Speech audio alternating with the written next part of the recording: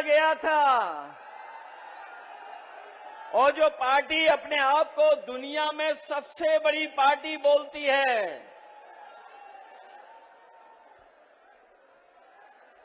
उस पार्टी के नेताओं को अपने सरकारी कर्मचारियों का सहारा लेना पड़ा। न केवल सहारा लेना पड़ा, बल्कि कुछ दिन पहले जिस संस्था की वजह से न केवल देश में बल्कि दुनिया में वो रोबोट जो दिखाया गया था, सुनने में आया है कि यूनिवर्सिटी कॉलेज से न केवल छात्रों को बुलाया गया और छात्रों को बुला करके कहा गया कि रैली के बाद आपको छुट्टी दी जाएगी। आप जानकारी कर लेना, जहां जहां से छात्र बुलाए गए थे उन सब छात्रों को लंबी छुट्टी दी गई है। और इस बार रैली में जो लोग आए हैं, बीजेपी की उत्तर प्रदेश से छुट्टी होकर के दिल्ली से भी छुट्टी होना तय है। जो लोग हवाई अड्डे का उद्घाटन कर रहे थे, जिन लोगों ने खबरें ठीक से पढ़ी होंगी, पहले भी उद्घाटन हुए हैं एयरपोर्टों के, जो उद्घाटन हुए सरकार में, जो कभी समाजवादियों की भी देन है उसमें बनाने में, 7 एयरपोर्ट में 6 बंद हो गए हैं। 7 एयरपोर्ट उद्घाटन किए गए थे, 6 बंद हो गए हैं। कम से कम इस एयरपोर्ट का ये वादा करके जाते कि उद्घाटन के बाद इसको बेचा नहीं जाएगा। लगता तो ऐसा है कि ये उद्घाटन ही बेचने के लिए किया गया है। रैली में आने से पहले हम लोगों को कुछ एटीएम की बातें सुनने को मिली हैं।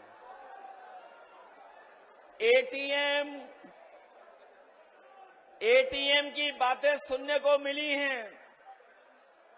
हम लोग तो 10 साल से सरकार में नहीं हैं। कम से कम अपने छोटी वाली एटीएम का हिसाब किताब तो कर लेते कि 10 साल में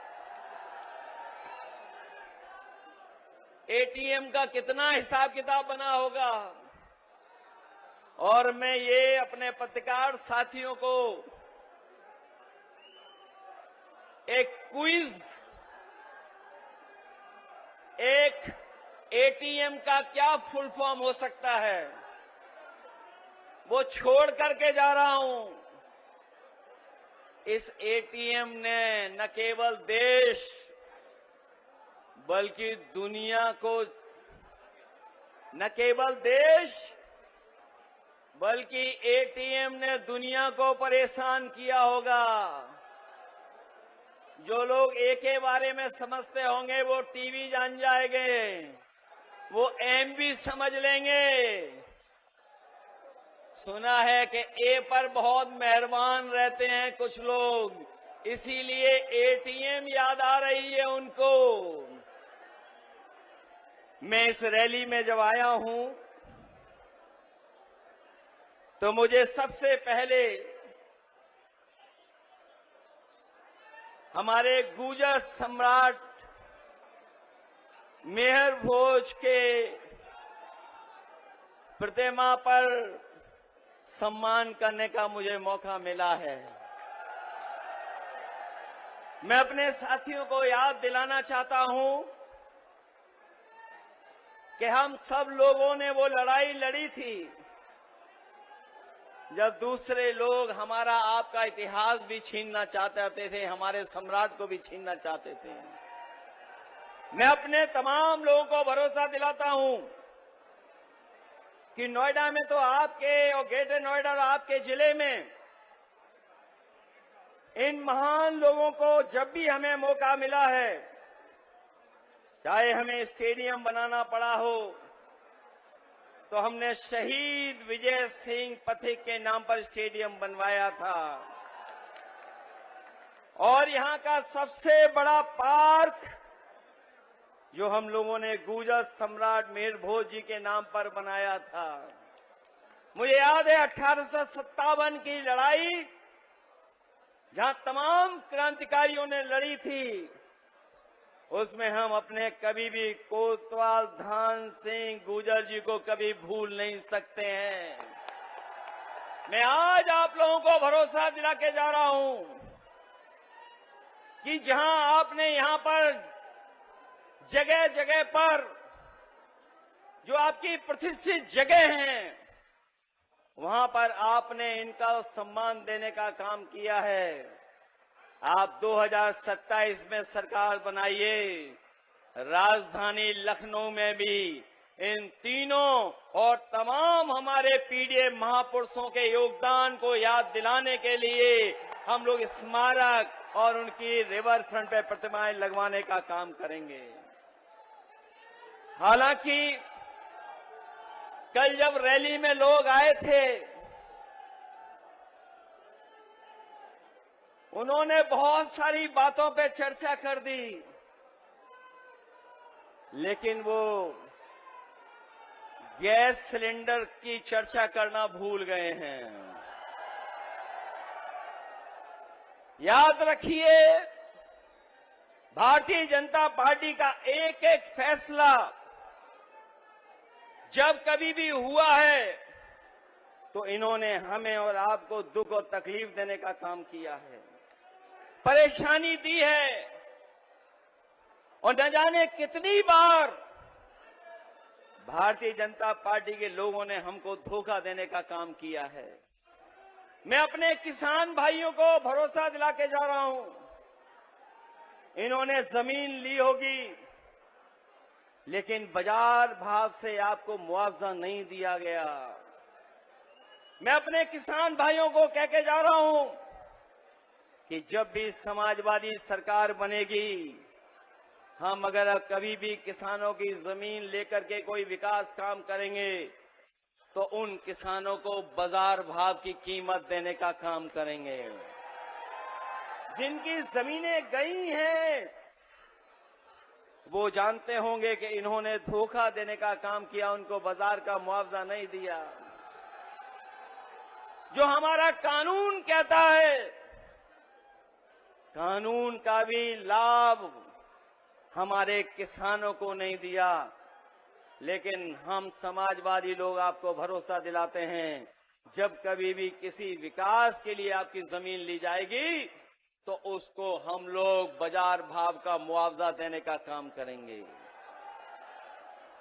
हमारे इस जिले के लोग ये जानते हैं, पंचायत हुआ करती थी, प्रधान चुने जाते थे, अपनी समस्याओं का समाधान कर लेते थे। लेकिन जब से बदलाव हुआ है, तब से हमारे गांव के किसानों को हम विकास से नहीं जोड़ पा रहे हैं। हम अपने तमाम ग्रामवासियों को भरोसा दिला के जा रहे हैं, पंचायत व्यवस्था या उनका गांव एक अर्बन यूनिट मान करके अगर हमें उन्हें अधिकार देना पड़ेगा तो हम समाजवादी लोग आपको अधिकार देने का काम करेंगे। 9 साल के लगभग इस सरकार का समय गुजर गया, लेकिन जमीन का मुआवजा इन्होंने बढ़ाया नहीं, और जो मुआवजा कभी समाजवादी सरकार में मिला भी करता था, उस तरह का मुआवजा इन्होंने कभी देने का काम भी नहीं किया। न इन्होंने 64% मुआवजा दिया है, न जो समाजवादी सरकार में 4% प्लॉट देने का फैसला लिया था, वो हमारे किसानों को भी अभी तक इस 9 साल में सरकार ने नहीं दिया है। इसलिए बदलाव लाइए, बदलिए, क्योंकि बदलने से ही आपका, हमारा और उत्तर प्रदेश का भाग्य सुधरने जा रहा है। न केवल इन्होंने मुआवजे के साथ खिलवाड़ की है, बल्कि हमारे तमाम जो कॉलोनियां बस गई हैं, उन कॉलोनियों का भी सुयोजित विकास के लिए कोई फैसला नहीं लिया है।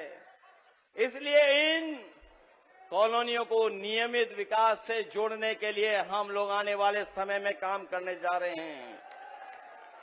जहां इतने कारखाने, फैक्ट्री और तमाम इन्वेस्टमेंट की बातें हो रही हैं, यहां के लोगों को पता होगा जिस समय इन्होंने एमओयू साइन किए 50 लाख करोड़ के, इन 50 लाख करोड़ के एमओयू में जमीन पे कुछ नहीं उतरा।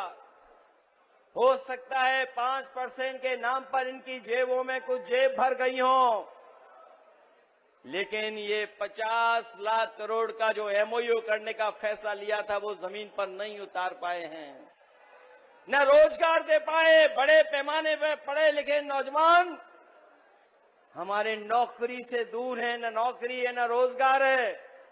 हम अपने नौजवानों को भरोसा दिला के जा रहे हैं कि चाहे पढ़ाई को व्यवस्थित करना पड़े, कॉलेज यूनिवर्सिटी में ट्रेनिंग के कार्यक्रम चलाने पड़े,